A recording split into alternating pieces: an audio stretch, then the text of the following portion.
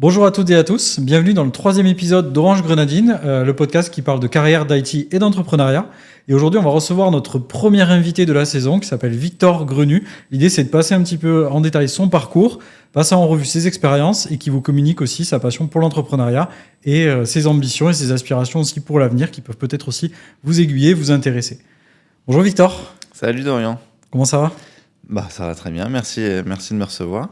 Est-ce que tu peux te présenter rapidement pour nos auditeurs ? Alors, Victor Grenu, donc je suis consultant AWS depuis 5 ans à mon compte. Je travaille dans l'IT depuis plus de 15 ans. Un parcours divers et varié où j'ai pu travailler dans des ESN, chez des clients finaux, chez des grands éditeurs de logiciels. Enfin, je pense on y reviendra tout à l'heure. Mais... Et je crois que tu as créé du coup une société, enfin 2 sociétés du coup. Oui. Tu peux nous dire les noms, en parler un petit peu ? C'est ça. Donc j'ai ma société de consulting qui s'appelle Zof.io, qui est spécialisée dans le conseil sur les infrastructures AWS et la sécurité, principalement. Et j'ai créé aussi un SaaS qui s'appelle Unused et qui est un produit qui vise à chasser les gaspillages sur les comptes AWS des clients. Ok. Je crois que j'en ai déjà entendu parler. Je pense aussi. Alors pour nos éditeurs, du coup, on travaille ensemble effectivement sur la partie. Exactement. Ça, c'est de faire. Bientôt 1 an, je pense, non ? Pratiquement. Je crois que ça fera 1 an en avril. Si tu D'accord. Ok, tu vois. Donc pas tout à fait 1 an. Ouais, exactement. Tout à fait. Et voilà, qu'est-ce que je peux te dire d'autre ? J'avais une newsletter qui s'appelait AWS Security Digest que j'ai revendue au mois de mai 2024. D'accord. Donc ça, c'était une société à part entière ou ça faisait partie Ça faisait partie du portfolio de produits que j'avais. D'accord. Et donc ça a été revendu à une société australienne qui s'appelle Plerion, qui fait de la sécurité sur AWS. Et à l'époque, j'avais à peu près 3000 lecteurs sur la newsletter. D'accord. Voilà. Je pense qu'on aura l'occasion d'y revenir un peu après, mais super intéressant en tout cas. Et donc du coup, avant la création de tes sociétés dont tu as parlé, tu as quand même eu un parcours du coup, de salarié. Oui. Puis tu as fait des études, j'imagine. Tu as eu ce parcours-là avant. Est-ce que tu peux nous en parler, un peu, faire un peu la rétrospective de ce que tu as fait et ce qui t'a amené du coup à postuler dans les boîtes dans lesquelles tu as travaillé et ce qui t'a amené après à l'entrepreneuriat? Ok. Donc moi j'ai eu des études un peu chaotiques où j'étais pas très bon à l'école, ça m'intéressait pas et j'avais du mal à me focaliser sur les études. Et à un moment donné ils m'ont orienté vers des études professionnelles. Donc je suis parti en BEP électronique parce que voilà, le conseiller d'orientation, je lui avais dit que j'aimais bien faire de l'ordinateur à l'époque. Et il m'a dit le BEP électronique, c'est parfait pour toi. Et donc, malgré moi, j'ai suivi ça. Ça m'a fait quand même un déclic et je me suis fait peur, entre guillemets. Et c'est là où j'ai eu une réaction, où j'ai vraiment travaillé, pour le coup. Ça m'a plu aussi de faire du concret dans les études. Et donc, à la suite de ce BEP électronique, j'ai continué en bac pro informatique. Là aussi, c'était concret parce qu'il y avait pas mal de stages. C'était des études orientées professionnelles. Donc, il y avait tout de suite le cadre de l'entreprise. Il y avait la dimension pratico-pratique. C'est ça. Tu mets les mains dans le cambouis, je pense. C'est ça, exactement. Ouais. Et ensuite, j'ai enchaîné avec un BTS, pareil, en alternance. Donc, c'était 3 semaines, 1 semaine, je crois, le rythme. 3 semaines en entreprise, 1 semaine à l'école. Et j'ai eu des super opportunités pour travailler dans l'industrie verrière, dans la Somme, où je faisais du system engineering dans des environnements plutôt Microsoft à l'époque. Administrateur système, j'ai fait du helpdesk, j'ai branché des switches, et vraiment le networking bas niveau. Mais voilà, c'est là où j'ai appris vraiment le métier de l'IT. Et à la suite de ça, j'ai continué en école d'ingénieur à Paris. Donc c'est là où j'ai déménagé de la Somme, de la vallée de la Somme, vers Paris pour aller chez Supinfo, peut-être tu connais. Ouais, c'est une école privée d'informatique, je crois. Voilà, exactement, qui n'existe plus vraiment aujourd'hui. Et ensuite, j'ai eu l'opportunité de travailler pour Microsoft en CDI. Belle opportunité, du coup. Oui, après Saint-Gobain, où là, j'étais Technical Account Manager dans le domaine du secteur public. pour des clients. Donc, j'ai eu la mairie de Paris, la Croix-Rouge, enfin, je ne vais pas tous les citer. Sur des sujets cloud à l'époque, les balbutiements d'Azure et des sujets on-premise aussi. C'était en quelle année ça ? Je crois que j'ai quitté Microsoft en 2010. D'accord. Ouais, donc le cloud, c'était c'était l'envolée du cloud au final. Oui, c'était vraiment les débuts, et surtout dans le secteur public, tu sais qu'ils sont un petit peu frileux généralement sur la protection des données. Donc surtout avec des boîtes américaines. Surtout avec des boîtes américaines, donc c'était les débuts, et en effet, ils n'étaient pas non plus très ouverts à mettre des données sensibles chez un acteur américain. Et du coup, ça t'a amené cette expérience vers le cloud. C'est pour ça que tu t'es tourné vers le cloud, parce que tu es passé par Microsoft ou c'est venu un petit peu après, je dirais. Après, je suis parti en ESN où là, je faisais de la gestion d'équipe. C'était vraiment le quotidien, ça allait du helpdesk à la gestion des infra-serveurs. D'accord. Et c'est là où il y a eu un premier projet où le DSI de l'époque m'avait dit « Tiens, il y a une formation AWS d'une journée. Ça a l'air intéressant. Tu devrais aller y faire un tour. » Mais moi, je connaissais pas. Je trouvais, on faisait que du on-premise chez ce client-là. Et bon, je me suis dit, pourquoi pas, c'est l'opportunité d'apprendre quelque chose de nouveau. Ça a l'air trendy, ça a l'air intéressant. Je vais aller passer cette journée. Ça s'appelait un Awesome Day chez AWS, où c'était une journée de découverte des produits. Et c'est là, ce jour-là, je trouve que j'ai vraiment pris une claque. Je me suis dit, mais c'est incroyable, quoi, de provisionner des machines à la demande, d'avoir sa machine prête en quelques secondes, de pouvoir faire de l'autoscaling, de payer à l'usage. Enfin, tout ça, tous ces mécanismes-là étaient nouveaux pour moi.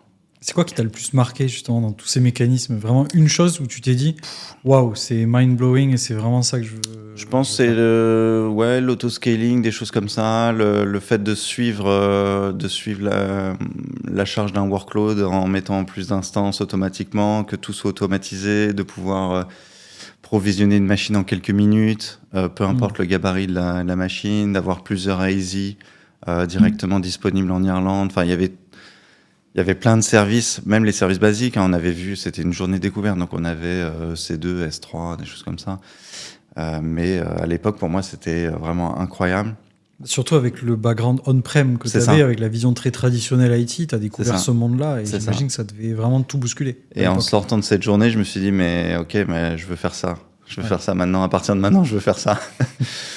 Et voilà, après, je me suis focalisé là-dessus. J'ai travaillé pour faire un DRP chez ce client sur AWS, avec ces technos-là, donc. Donc, j'ai eu la possibilité de mettre en œuvre ce que j'avais appris, et j'ai continué de me documenter, etc. Et à la suite de ça, j'ai eu une autre opportunité pour travailler. Donc là, en l'occurrence, c'était chez Médiamétrie, en CDI. Donc Médiamétrie, qui est la mesure d'audience de la télé et de la radio. Où là, j'étais architecte cloud, et j'ai pu travailler sur des sujets de mesure d'audience sur AWS. Donc, ce client-là est entièrement sur AWS. Donc, d'accord, donc c'est là où tu as vraiment fait tes armes sur AWS. Oui. Et tu dirais que tu as mis combien de temps à te former sur les technos AWS, du coup ? Bon, je continue encore aujourd'hui. Tu continues encore aujourd'hui, j'imagine. Je veux dire, avoir le premier niveau, tu vois, qui te permet d'être crédible en face d'un client et de te défendre. Ça a mis entre 1 an et demi et 2 ans, je dirais, le temps de passer les certifications, parce que c'était nouveau pour moi, donc j'avais besoin de justifier un savoir-faire, et c'était aussi une excuse de passer les certifs, de pouvoir suivre les formateurs en ligne, les formations d'e-learning sur AWS pour à l'issue passer cette première certification. Quand tu es nouveau dans le métier, je trouve que ça a du sens. Surtout quand tu changes de l'on-prem vers du cloud, tu as besoin de justifier tes capacités. Et donc les certifs, je trouve, pour quelqu'un qui vient d'arriver dans ce domaine-là, ça a du sens. Peut-être moins quand tu deviens un peu plus senior. Mais à l'époque, ça m'a permis de me donner des objectifs. Et je trouve que passer les certifs, ça te donne l'opportunité de justifier un savoir-faire. Et ça te donne un objectif daté. Tel jour, je passe la certif. J'ai payé pour passer cette certif. Il ne faut pas que je me plante. Voilà, un challenge. Ça marche. Donc, tu dirais qu'en fait, les certifications AWS ou autre, d'ailleurs, cloud, ça marche aussi, ça te donne un gage de crédibilité au début quand tu fais du cloud, mais qu'après, quand tu gagnes en seniorité, c'est pertinent, mais sans plus, parce qu'au final, tu vas valoriser ton expérience. Enfin, c'est ce que je comprends, en fait. C'est ça, exactement. À partir d'un moment, je trouve que repasser des certifications que tu as déjà eues, c'est moins valorisant que de mettre en avant les projets chez tes clients sur lesquels tu as travaillé, des cas concrets, des cas business. Tu as résolu et tu as accompagné des clients pour des enjeux business. Ça a plus de valeur que de justifier tel ou tel certif que tu as déjà passé X fois. Bon, après, c'est mon sentiment, mais...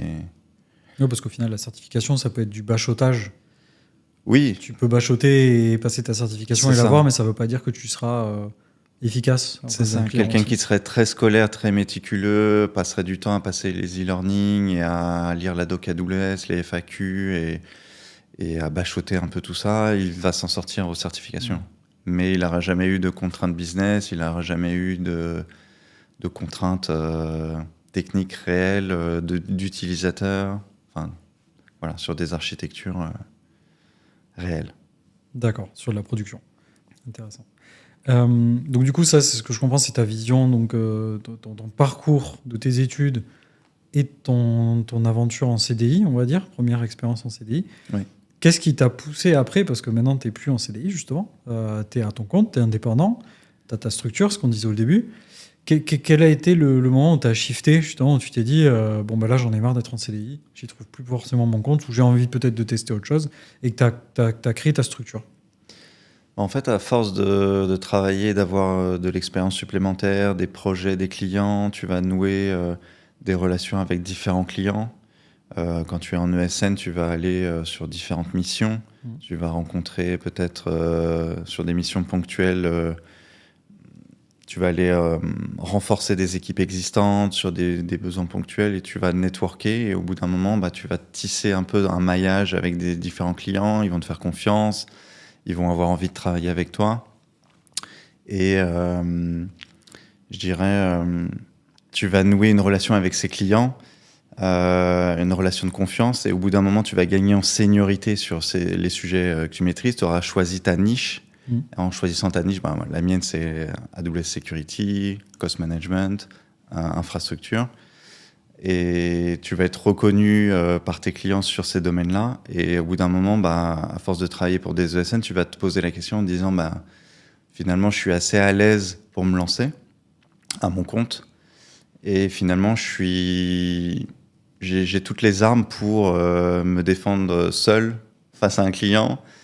Même si ça peut être un peu dur au début parce que tu te retrouves seul et tu pourras pas te baser sur des collègues qui sont peut-être plus experts dans un domaine, le réseau, les bases de données ou autres que tu ne maîtrises pas forcément. Et voilà, au bout d'un moment, tu gagnes en seniorité, tu vas vouloir créer ta propre structure et puis gagner mieux ta vie aussi. Hein.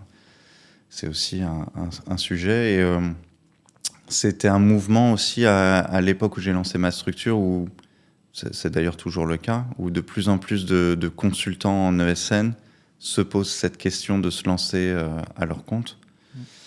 Et d'autant plus après le Covid, je dirais, il y a eu ce mouvement, même un petit peu avant le Covid et pendant le Covid surtout, où il y a eu ce mouvement avec l'essor du télétravail, où les gens se sont dit, mais en fait, ce que je fais en ESN, je peux le faire tout seul.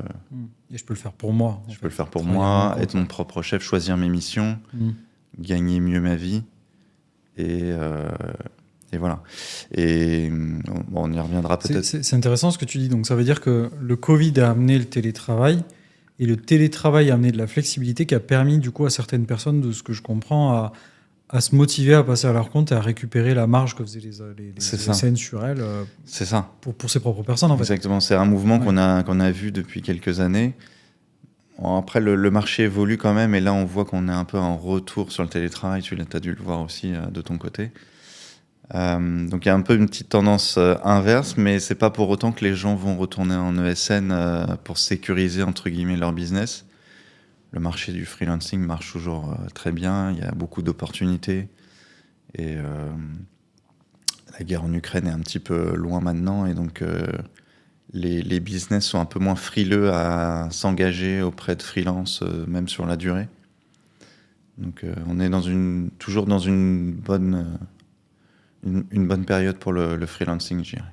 Ouais, donc tu penses qu'encore sur 2025, Oui, c'est quoi ta vision du marché? Tu penses que ça va continuer à se développer? Tu crois qu'il va y avoir peut-être des crispations? Parce qu'un marché, c'est up and down, ouais, on le sait. Et il y a eu ce down, je trouve, en 2024, un oui. petit peu où ça s'est calmé, où par exemple les prix, les TJM, donc les prix de facturation des freelances ont un peu baissé. Là, ça a l'air de stagner. Justement, c'est une question. Quelle est ta vision sur 2025 sur ces aspects-là, par exemple? Je dirais qu'il faut se focaliser sur sa niche et être expert dans un sujet. Se focaliser sur sa niche. Par exemple, si vous faites de la WS, on peut pas tout connaître de la WS, il faut choisir ses sujets. Je crois pas trop aux profils généralistes qui savent faire de l'Azure, du GCP, de la WS et qui sont bons partout. Donc je conseillerais plutôt de focaliser sur un sujet. Et sur le marché actuel, je dirais que il y a eu une stagnation en effet en 2024 où les TJ sont redescendus parce que ça devenait un peu mainstream d'être consultant cloud en général, on va dire. Il y avait beaucoup de profils sur le marché. Venus de l'étranger aussi. L'essor du télétravail a fait que des boîtes pouvaient prendre des consultants full remote. Et moins cher, du coup. Et moins cher, avec des très bons profils, très compétents. Donc on était en concurrence directe, je dirais, sur la même time zone, donc avec des profils européens, similaires mais beaucoup moins chers. Maintenant, on en revient un petit peu de cette façon de travailler. Donc je dirais que maintenant les clients recherchent des profils qui peuvent venir sur site. Ils aiment voir les consultants au moins 2-3 fois par semaine, et ça peut se comprendre parce que c'est plus fluide, ça permet de nouer une relation, ça permet de fluidifier les échanges de travail, ça permet de travailler avec les équipes sur place, d'avoir une vraie cohésion. Donc on y revient un peu, mais je pense qu'il faut toujours se focaliser sur un domaine précis, être expert dans son domaine et éviter d'être généraliste. Je pense que tu as raison sur l'aspect se spécialiser, se nicher sur une techno. Quand on regarde déjà sur AWS, tu as 200 services. Si tu cumules ça avec Azure, GCP, t'exploses. Enfin, tu peux pas tout maîtriser, tu peux pas tout savoir. Même sur AWS, déjà, tu peux pas tout savoir. Donc forcément, tu es obligé de te nicher sur quelque chose. Tu peux avoir des bribes de connaissances qui vont t'amener derrière, je pense, à te poser des questions, à aller savoir où chercher les informations. Mais tu n'auras jamais tout le savoir, clairement. C'est ça, tu peux avoir un vernis sur tel ou tel sujet, tu vois. J'ai un vernis, par exemple, sur le networking. J'en ai fait quand j'étais on-premise, dans des usines. J'en ai fait dans ma carrière longtemps. Et j'ai un vernis sur ces sujets-là. Mais sur AWS, je ne suis pas expert sur ce sujet. J'ai des collègues et des connaissances dans mon réseau qui sont experts sur ce domaine-là. Et le jour où j'ai quelque chose de très pointu, je ne vais pas chercher à être expert sur ce sujet-là. Je vais aller me faire épauler des gens qui savent. Et j'espère que c'est pareil pour eux. Et s'ils ne savent pas à un moment donné, ils vont venir me voir pour me demander de l'aide sur tel ou tel sujet.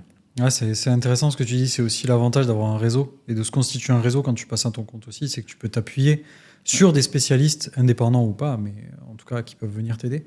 Et tu dirais du coup que le réseau, si j'en reviens à cette question, ça a été le sujet un peu des 2 premiers épisodes, on en a vraiment parlé avec Fabien. Okay. Mais toi, du coup, ta vision là-dessus, c'est que quand tu passes indépendant, le réseau, j'imagine, c'est important, c'est primordial. Et justement, en quoi toi, ça t'a aidé, par exemple? En effet, souvent on me demande, j'ai pas mal de connaissances qui sont en ESN et qui sont sur le point de passer indépendant, et souvent ils me demandent des conseils. Est-ce que c'est le bon move? Est-ce que c'est le bon moment? Est-ce que je fais bien? Parce que c'est un peu un saut dans le vide, donc il faut être sûr de soi. Et souvent, je conseillerais pas à tout le monde de devenir indépendant et à entreprendre, à créer sa boîte, se lancer en freelance, parce que il y a des profils où ils ont pas cette facilité à networker. C'est des gens qui sont très compétents, mais ils n'ont pas cet aspect à communiquer, à faire du personal branding, à écrire des blog posts, à s'ouvrir sur les autres. Ils sont très bons dans leur domaine, mais c'est des profils qui sont plus faits pour être en CDI, je dirais, que ce soit dans une ESN ou chez un client final. Mais voilà, il y a des fois, j'ai déconseillé aux personnes de lancer leur boîte enfin, c'était trop tôt, en tout cas. Et je leur disais que voilà, il faut quand même avoir un réseau, avoir des contacts, avoir des précédents clients qui sont prêts à les embaucher, quasiment avoir la mission avant de se lancer, tu vois. Au tout début, en tout cas, avoir une visibilité sur les premiers mois, peut-être les 6 premiers mois, avant de lâcher son CDI, avoir déjà peut-être 6 mois de mission quasiment signée. Pour te sécuriser. Ou sécurisée, voilà. Ouais. Et c'est pas toujours le cas. Il y a des gens, ils démissionnent de leur CDI, ils ont un bon poste, ils ont une belle place dans une belle boîte et ils se disent non mais moi j'arrête tout et on verra si je trouve une mission. Mais bon, pour certains ça peut marcher. Ça peut marcher, mais c'est dur. C'est challenging, c'est clair. Après c'est ce côté un peu entrepreneurial aussi où tu peux te dire je me jette à l'eau. Ouais. J'y vais, j'ai pas forcément de clients. Peut-être que la personne ne prend pas forcément de risques aussi. Tout dépend si elle a une famille, c'est ça. Si elle a des économies. Chaque situation est différente. Il peut y avoir des gens qui ont une famille et ils ont besoin de sécurité, des gens célibataires sans enfants. En effet, c'est moins risqué que d'avoir un crédit sur le dos, des enfants, etc. Donc, en effet, chaque situation est différente. Mais en tout cas, ouais, il y a encore beaucoup de gens qui font le move de passer à leur compte. De se lancer dans l'aventure du freelancing. Et ce que je conseillerais, c'est d'avoir un bon réseau, de travailler sur le personal branding. Ça me fait penser à un post que tu as mis récemment sur les réseaux. C'est hyper important de communiquer, de montrer sa valeur sur les réseaux, je sais pas, faire des blog posts. Toi, par exemple, qu'est-ce que tu fais pour mettre en valeur ta marque, Victor ou Zoff quels sont tes... Alors, j'entends tes conseils, mais qu'est-ce que tu fais en pratique, toi, par exemple, et qui peut inspirer, par exemple J'essaye de faire des initiatives open source et de les publier des exemples de code, publier des projets, les passer en open source, de communiquer là-dessus. Je fais pas mal de blog posts sur mon blog personnel. Je poste sur les réseaux sociaux. Là, depuis janvier, je me suis challengé pour essayer de poster peut-être 1 fois ou 2 fois par semaine, à intervalles réguliers. Ouais, même tous les 2 jours. Tous les 2 jours, sauf week-end, bien sûr. Et j'essaye de poster des contenus que je trouve intéressants, de partager des expériences ou des sujets sur lesquels je travaille en ce moment. Ouais, l'important, c'est d'avoir des réseaux sociaux, de suivre des gens, de commenter, d'apporter de la valeur dans des posts existants. Des blog posts, à travers ma newsletter à l'époque, je communiquais aussi pas mal là-dessus. Donc, en fait, tu as tout un tas d'initiatives qui te permettent de valoriser tes compétences et de mettre en avant ton savoir-faire. En fait, il y a le faire savoir et le savoir-faire, tu vois. Donc, tu peux être le meilleur expert, mais si tu es dans ta cave et que seul toi et ton collègue qui est assis à côté de toi sait que tu es un expert, c'est bien, mais en cas de coup dur, freelancing ou même si tu veux lancer des opportunités, ça te servira à rien, quoi. Ouais, il faut être visible. Il faut être visible, c'est le message, je pense. Ouais. Il faut être visible et il faut mettre en avant tes compétences. En fait, il y a un curseur à trouver entre le gars ultra compétent mais qui est tout seul et le gars qui est pas compétent du tout mais qui communique beaucoup.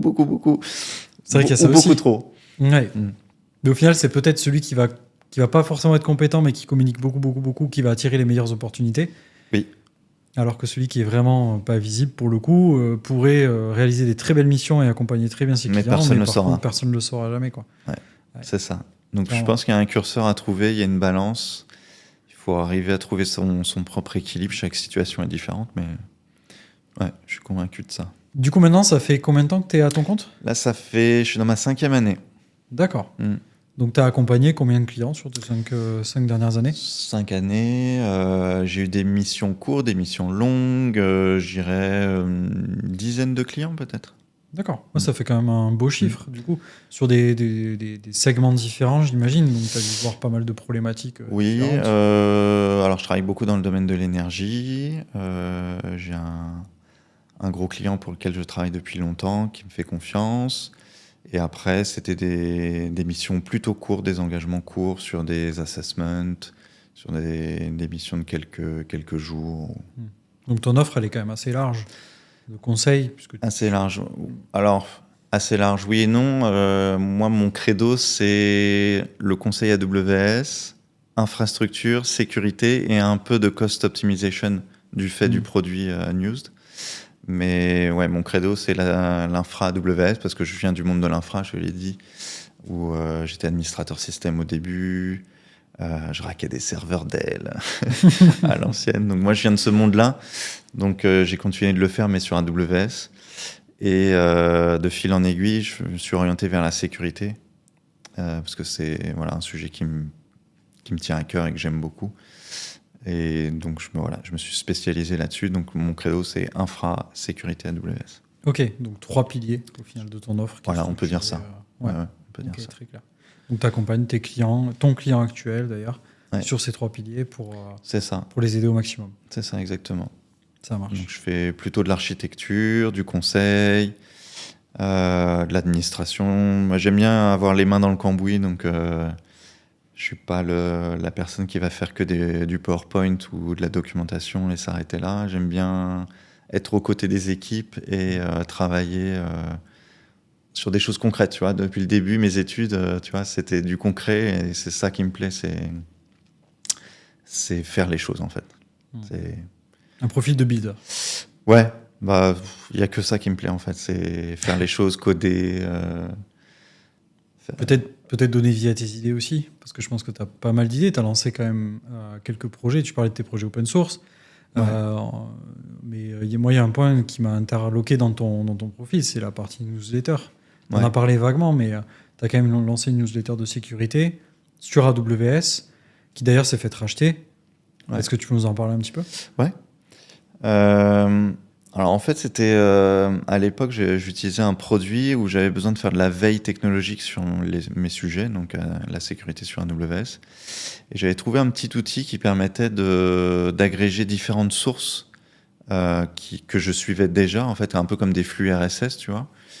Ça peut être d'autres newsletters, ça peut être des flux RSS, ça peut être des podcasts, ça pouvait être même des annonces faites sur les blog posts AWS, tu sais, les What's New, toute la documentation qui est livrée à chaque fois qu'il y a des nouvelles features sur AWS.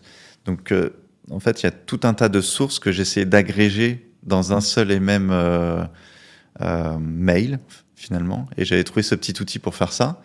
Et du coup, j'étais mon premier abonné, tu vois. Je m'étais fait ma petite newsletter, mais juste pour moi au début, où chaque semaine, je recevais un mail avec un récap de toutes les annonces, de toutes les nouveautés, de tous mes flux que je regardais régulièrement. Donc ça me permettait d'avoir un récap chaque semaine de toutes les nouveautés, les choses à lire, les articles intéressants, etc. C'est indispensable dans nos métiers. C'est ça. Rester toujours en alerte des nouveautés, toujours apprendre, toujours se former. Clairement. C'est ça. Donc c'est un bon outil au final. Ouais, et de fil en aiguille, je me suis dit, mais en fait, je suis pas le seul que ça peut intéresser. Je vais ouvrir cette newsletter au grand public et communiquer dessus, et essayer de la marketer un peu. Et de fil en aiguille, j'ai continué à faire ma newsletter, à écrire de plus en plus du contenu, parce qu'en fait, les sources étaient agrégées automatiquement à la base. Et de plus en plus, j'ai commencé à rédiger des articles dessus ou à mettre en avant des articles. Et au final, à la fin, ça faisait une vraie newsletter qui prenait entre 2 et 5 minutes à lire. Et ça, toutes les semaines. Et de fil en aiguille, comme j'ai ouvert les inscriptions, j'avais 10, 20, 30, 40 nouveaux abonnés par semaine, quoi. Et tu faisais un peu de promotion du coup de ta newsletter ou même un pas ? petit peu, ouais. J'avais fait un compte sur LinkedIn, j'avais fait un compte Twitter, j'avais communiqué dessus, j'avais essayé de marketer un peu le truc et d'en parler à droite à gauche. Et voilà, de fil en aiguille, Ça a bien pris, ça a bien pris. Je te dis, j'étais arrivé à entre 3000 et 3005 inscrits au moment de la vente en mai dernier. Et du coup, au bout de combien de temps tu l'as vendu? Je pense l'avoir fait pendant 2 ou 3 ans. Donc tu vois, quand même, Ouais, c'était assez long quand même. Ça a pris un peu de temps, ouais. Mais, Ça a pris un peu de temps. Enfin, oui et non, en fait. Parce que 2-3 ans pour créer une newsletter qui prend un peu d'ampleur, Ouais. que tu vas revendre par la suite, c'est quand Ouais. même un bon investissement en temps aussi, au final. Oui, ça a été valorisé à la fin. C'est plutôt une bonne nouvelle. Mais je dirais que le business de la newsletter, c'est assez difficile, surtout sur un marché de niche comme ça. C'est même pas une newsletter AWS, c'est une newsletter AWS sécurité. Donc tu vois, tu rentres dans la niche. Et bah finalement, c'est assez difficile de capter l'audience sur ce format-là et sur ce sujet-là. Si tu te compares à d'autres newsletters dans la tech, où ils ont énormément d'audience parce qu'ils sont généralistes pour le coup, où ils vont couvrir des sujets comme Azure, GCP, AWS, et ils vont faire un condensé de l'actualité, mais sur le cloud en général, tu vois. Et là, ils arrivent à capter une audience beaucoup plus large, et donc à vendre des slots publicitaires, parce que c'était ça le business de ma newsletter à un moment donné, une fois que j'avais atteint un certain nombre d'abonnés, c'est de vendre des encarts publicitaires pour des produits ou des marques, au début de la newsletter, où je vendais en fait des encarts publicitaires à l'intérieur. C'est ce qui me permettait de monétiser la newsletter via ces encarts publicitaires dans la newsletter. Et finalement, elle a été rachetée par une boîte australienne qui est dans le domaine de la sécurité AWS, mais pas du tout pour monétiser la newsletter. Eux, ils ont quasiment jamais fait de sponsorship sur la newsletter. Ils ont arrêté au moment où je l'ai vendue. D'accord. Donc ils n'ont pas repris ton business model au final. Ils ont pas repris le business model. Ils ont fait quoi du coup? Ils l'ont racheté pour le branding de leurs produits. Donc en fait, ils avaient besoin de faire entre guillemets du company branding, donc du branding awareness sur leurs produits, qui est un CSPM sur AWS principalement. Et ils avaient besoin de communiquer sur leurs produits et d'apporter de la visibilité à leur marque. C'était ça l'enjeu. Donc en fait, ils ne voulaient pas démarrer de zéro pour une nouvelle newsletter et essayer de capter une audience. Ils voulaient mettre un certain nombre d'argent sur la table pour démarrer déjà à 3000, tu vois, avec déjà une base d'audience. Et donc gagner quelques années, ou peut-être qu'ils l'auraient fait plus vite que moi, évidemment, mais peut-être qu'ils ont gagné une année en l'achetant directement à quelqu'un. D'accord, donc on a quand même un retour d'investissement en termes de temps pour eux, voilà, en se basant sur la base installée d'utilisateurs que toi, tu avais constituée au fil des années. C'est ça. Et donc, ils ont arrêté directement le sponsoring et ils se sont concentrés à continuer le format que j'avais initié. Et ils l'ont complété avec leurs pattes, évidemment, leur façon d'écrire. Et Dan, qui est aux manettes de la newsletter là, depuis 6 mois, s'en sort très bien. C'est quelqu'un que je connaissais d'avant, qui était dans mon réseau, qui est une personne très compétente et très connue dans le domaine de la sécurité AWS. Et je suis assez content que ce soit lui d'ailleurs qui ait repris les rênes, parce que j'ai toute confiance en lui, c'est quelqu'un de bien et il sait apporter de l'humour aussi dans la newsletter. Et c'est top. Est-ce que tu peux nous donner une petite anecdote un peu marquante dans ton parcours professionnel? Il m'est arrivé un coup de sueur dans une expérience chez un client final, on ne va pas le citer, où j'étais administrateur système à l'époque. C'était au début de ma carrière, il y a prescription maintenant.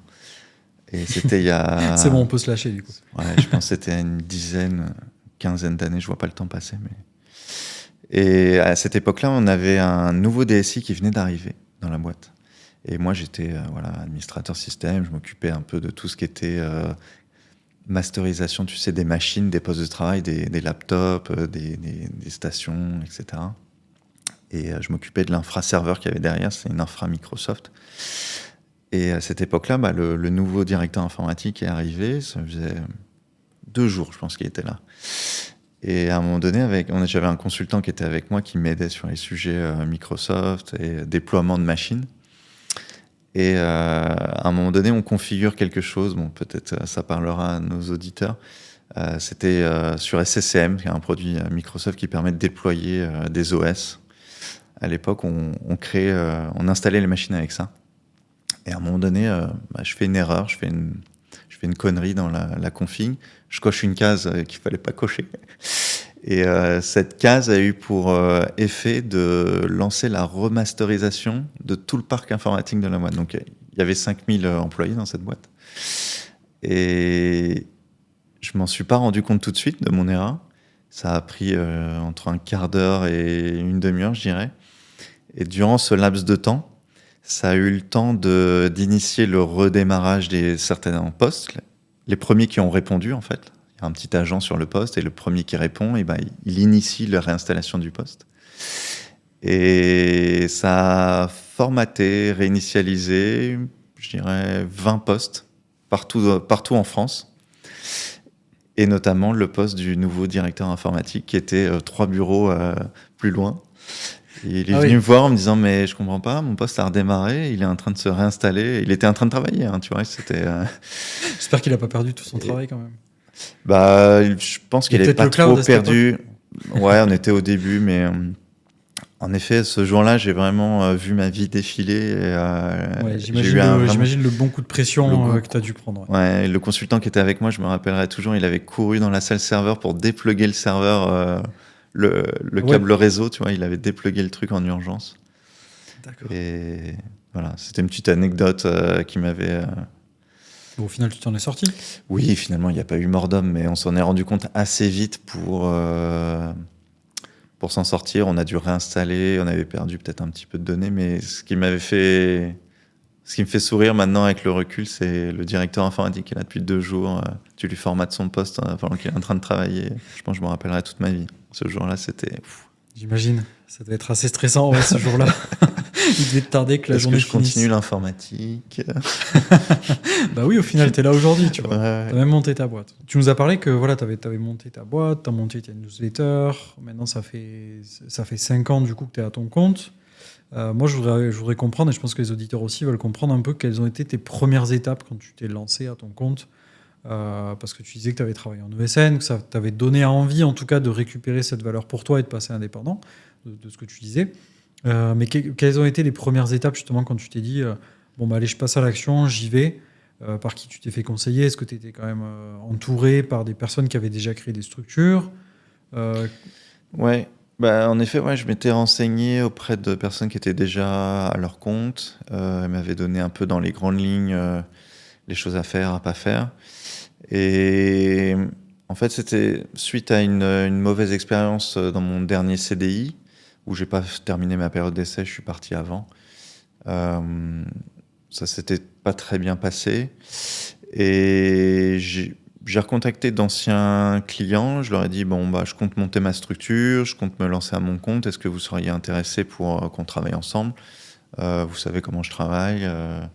Ça peut être, on avait bien travaillé ensemble. Est-ce que ça vous intéresse ? Et je crois que le lendemain matin, à 9h30, j'avais une réponse à mon mail que j'avais envoyé la veille à 21h. Il m'a dit ça m'intéresse, on se rappelle dans 1 heure, je suis intéressé. Et donc, ça m'a conforté ça m'a rassuré. Ouais, sur donc le ton choix de passer indépendant, au final, Voilà. t'as pas eu de laps de temps, de pause au final entre ta période CDI et ta période quelques semaines, voire même pas. D'accord, c'est hyper confort. Ouais. Et en effet, au début, je dirais que c'est plutôt bien fait. Enfin, c'était bien fait il y a 5 ans, c'est toujours le cas. Mais c'est très facilité par les plateformes en ligne maintenant. C'est-à-dire que toute la partie administrative qui était un peu un frein il y a 10 ans, on va dire, il y a 15 ans, quand on se lançait à son compte, il fallait avoir les mains dans l'administratif français, créer sa boîte, c'était compliqué, il fallait faire de la paperasse, il fallait faire de la compta, il fallait se renseigner sur les impôts, etc. Mais maintenant, avec les plateformes en ligne, les comptables en ligne, j'ai été accompagné dès le début par des comptables en ligne qui prennent en charge la création des statuts, la création de la boîte,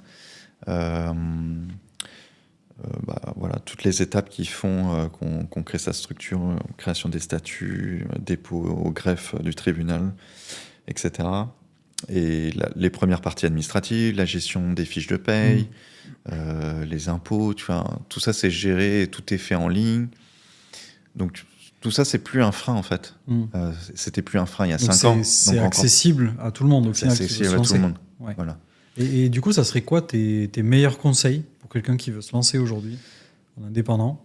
Si tu devais donner, je sais pas, les 3 principaux conseils du fait de ton expérience. Je dirais de se faire accompagner d'un cabinet comptable qui va prendre en charge de A à Z la création de la structure, la compta et les fiches de paye. Donc déjà, c'est déjà rassurant de te faire accompagner, d'avoir une plateforme en ligne pour gérer la création des factures, faire des devis, avoir la gestion des notes de frais, tu vois.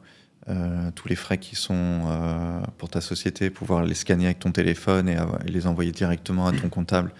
Voilà, il faut prendre un comptable un peu moderne qui va prendre en charge de A à Z toute cette partie-là pour être libéré et pouvoir se concentrer sur le consulting. Après, en deuxième conseil, c'est, on en a parlé tout à l'heure, avoir un bon réseau, être visible, travailler son personal branding. Et après, c'est de l'organisation, je dirais. C'est se faire ses petites bibliothèques de documentation, les choses qu'on a vues chez différents clients, de pouvoir les réutiliser chez d'autres clients, ne pas réinventer la roue à chaque fois, être assez carré dans la gestion de ses emails. T'as peut-être des outils à recommander d'ailleurs?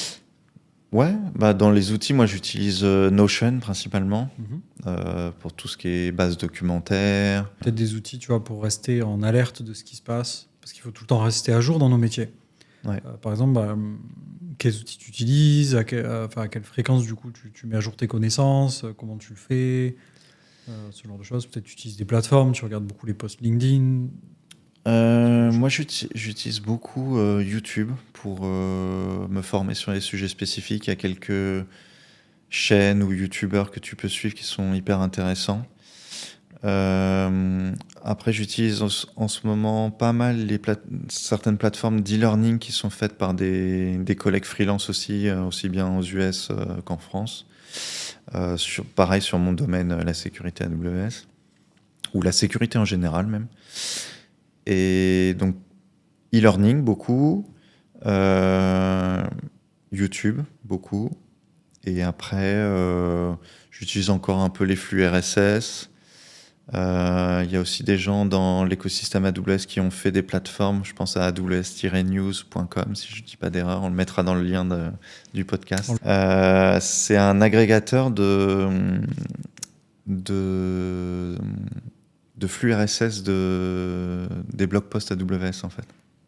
Donc il suffit d'aller sur cette plateforme et de mettre les sujets qui nous intéressent et il va afficher un ranking un peu comme Reddit, tu vois, où tu vas voir le top des news ou des blog posts AWS qui ont été consultés en termes de clics. Et donc il y a de fortes chances que le top 5 de cette semaine il soit aussi intéressant pour toi parce qu'il y a un maximum de gens qui ont cliqué dessus. Ouais, donc en fait, tu as un classement, tu as un ranking qui est automatique. Et je trouve que c'est assez pertinent pour voir un peu l'actualité, les choses qui sont sorties récemment. Et voilà. Après, il y a aussi plein de podcasts. Il y a le podcast AWS en français, que tu connais. Il y a d'autres podcasts un peu plus généralistes sur la tech. De ce que je comprends, un panel très large d'outils, mais qui sont tous complémentaires au final et qui permettent à n'importe qui de se former sur la tech, sur AWS. Là, tu as parlé d'AWS, mais ça peut être aussi d'autres sujets. Ça peut être généraliste. C'est assez complet. Moi, j'aimerais savoir, donc maintenant, tu as créé ta structure, tu es indépendant, donc il y a une news aussi à côté. Moi, j'aimerais savoir quels sont tes projets, tu vois, à court, moyen terme, voire long terme. Comment tu vois les choses aujourd'hui ? Là, 2025 et 2026, le focus il va être fait pour recentrer un petit peu plus ma boîte sur la sécurité AWS. Elle avait tendance à partir plus sur l'infra que sur la sécurité, donc je vais essayer de me focaliser encore un peu plus sur la sécurité AWS et mettre en avant des sujets sécurité. Continuer de travailler sur le produit unused et travailler davantage pour la partie acquisition de clients, puisque en fait le produit fonctionne aujourd'hui Et on n'y touche pas tant que ça, finalement. Il roule tout seul, je dirais. Il est en rythme de croisière, il fonctionne bien. Et le gros du travail, il est derrière nous. Il a été fait il y a quelques mois, quelques années. Et là, ce qu'on rajoute, c'est des feedbacks clients. En fait, c'est des features qui sont demandées par nos clients. Et c'est des petites choses. Finalement, c'est du confort. C'est des choses parfois cosmétiques, des choses parfois plus profondes. On a aussi dans notre roadmap des features un peu plus premium, où là, on va faire intervenir de l'IA, on va faire intervenir des LLM sur les sujets de cost optimization. Donc, on a encore plein d'idées et plein de feedback clients à intégrer. Mais le focus, voilà, ça va être le conseil AWS, comme je le fais principalement. Et essayer de faire germer peut-être des nouvelles idées, des nouveaux produits. Et l'idée, c'est, je crois beaucoup au modèle où on plante plein de petites graines. Et il y en a qui vont jamais marcher, qui vont jamais pousser. Et à force de se planter et de faire des erreurs, et ben, les nouveaux produits, les nouvelles graines qu'on va mettre, et ben, on va apprendre de nos erreurs et on va se planter beaucoup moins. Et ça, il y en a peut-être une qui va éclore. Et voilà, on l'espère tous. Voilà. Ouais, bien sûr. On espère que ce soit une news, en tout cas. C'est ça. Autant moi que toi. L'idée, in fine, c'est de réduire la voilure du consulting pour aller plus sur une démarche produit. C'est ce qu'on beaucoup de gens aspirent. Mais c'est pas donné à tout le monde. C'est beaucoup de travail et c'est... Bien sûr. Il y a un aspect peut-être chance aussi. C'est possible aussi. C'est possible aussi. Et en tout cas, j'ai pas la recette secrète pour y arriver, mais je pense que personne ne l'a. Mais il faut essayer déjà. On essaye, voilà. On essaye. Je propose maintenant qu'on passe à ce qu'on appelle l'instant grenadine dans l'émission. Donc, l'instant grenadine, c'est un moment de l'émission un petit peu plus détendu où on va essayer de te connaître un peu plus personnellement et de te poser des questions auxquelles il faut répondre assez rapidement, assez intuitivement. Histoire que ce soit le plus spontané possible et que ça nous permette de passer un moment un peu plus détendu. Déjà, première question, si tu pouvais avoir un super pouvoir, ça serait lequel ? Ça serait de trouver la recette secrète pour l'acquisition de nouveaux clients ou faire décoller un SaaS. Ouais, peut-être si j'avais une petite lampe, tu vois, tu frottes, tu poses la question, un petit génie qui sort d'une lampe et qui te donne un peu la secret sauce pour y arriver. Ouais, ça serait peut-être ça. Si tu pouvais travailler de n'importe quel lieu dans le monde, n'importe quel endroit, ça serait où ? Alors ça, je pense définitivement, ça serait au Canada. Ah oui. On a fait un road trip avec ma femme et en famille il y a quelques temps et c'est vraiment on est tombé amoureux de cette région et ce pays. Et ouais, si je pouvais travailler n'importe où, ça serait au bord d'un lac au Canada, dans un petit chalet où il y a personne à moins de 10 km. Et je suis en famille avec les animaux, la nature, une vue dégagée et une bonne connexion Internet. Bon, est-ce que ça va avec, je sais pas. Un Starlink peut-être. Ouais. Et profiter de la nature, faire des randonnées et travailler de là-bas. Voilà. Hyper inspirant. Et du coup, pour travailler, quelle est la musique ou la playlist que tu écoutes le plus ? Moi, j'utilise beaucoup musique d'ambiance, tu sais, un peu lofi. On mettra le lien dans les descriptions. Il y a des playlists en fait sur Spotify qui donnent un peu une ambiance, de la musique un peu lounge, un peu douce. Et il n'y a pas de paroles, tu vois. Ça permet de te concentrer, voilà. d'être focus. Ça, ou sinon, j'écoute du Bon Hiver. C'est un groupe que j'apprécie beaucoup. Et voilà. Bah écoute, on arrive à la fin de l'émission. Merci Victor, en tout cas, d'être venu, d'avoir accepté l'invitation pour ce 3e épisode d'Orange Grenadine. Franchement, c'était hyper intéressant de t'écouter, hyper inspirant. T'as un parcours qui est quand même assez jonché de différentes épreuves, différentes expériences, à la fois en CDI, à la fois entrepreneurial, avec tu vois, ta newsletter que tu as revendue, avec des projets aussi long terme avec ONews. Non, super intéressant, hyper inspirant. Je pense que ça va aider pas mal de nos auditeurs. Merci pour cet échange en tout cas. Et juste, voilà, pour finir l'émission, si tu avais un sujet dont on n'a pas parlé et que tu aimerais parler, ça serait lequel ? Et après, on aura fini. Je pense que tu devrais parler avec les gens de Steerlab pour le prochain podcast. C'est des gens inspirants que je connais bien et ils ont levé des fonds, ils ont un produit super intéressant et tu devrais aller jeter un œil à leurs produits. Bon, crois-moi, on ira. On ira leur parler, en tout cas. En tout cas, merci beaucoup de m'avoir reçu, c'était super. Merci à toi, Victor. Salut. Merci à tous d'avoir suivi l'épisode d'Orange Grenadine. On se retrouve dans le prochain épisode où on aura peut-être les invités de chez Steerlab ou peut-être d'autres invités, on verra. Merci à tous.